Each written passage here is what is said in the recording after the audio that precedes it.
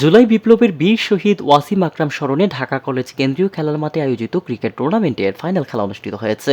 সোমবার ঢাকা কলেজ কেন্দ্রীয় খেলার মাঠে এই ফাইনাল খেলা অনুষ্ঠিত হয়। ফাইনালে ব্যবস্থাপনা বিভাগ বনাম সমাজ বিজ্ঞান বিভাগ অংশগ্রহণ করে। সেমিফাইনালে বাংলা ডিপার্টমেন্টকে হারিয়ে ব্যবস্থাপনা বিভাগ এবং হিসাব বিজ্ঞানকে হারিয়ে সমাজ বিজ্ঞান ফাইনালে ওঠে। ফাইনাল খেলা উদ্বোধন করেন ঢাকা কলেজের অধ্যক্ষ এ.কে.এম. ইলিয়াস।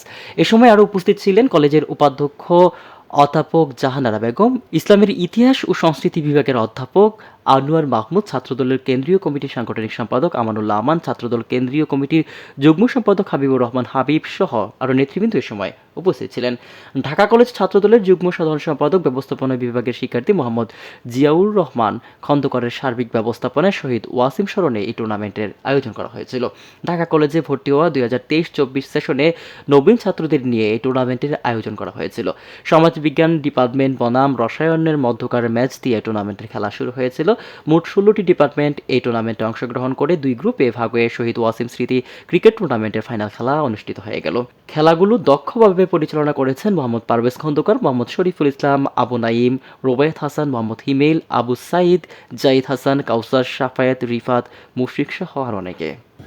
যদি আমরা 71-এ যে চেতনা নিয়ে আমাদের পূর্বপুরুষেরা বাপদাদারা ওনারা যুদ্ধ করেছিলেন, সেই সমাজ ব্যবস্থা যদি আমরা গড়তে পারতাম, তাহলে কিন্তু 24 এসে আবার রক্ত দেওয়া লাগতো না। তো এটা একটা জাতির জন্য দুর্ভাগ্যের যে আমরা বারবার আমাদেরকে রক্ত দেওয়া লাগছে।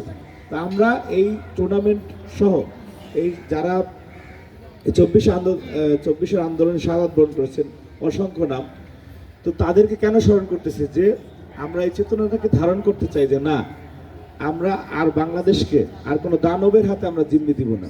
মিজানুর রহমানের রিপোর্ট, আমার বার্তা।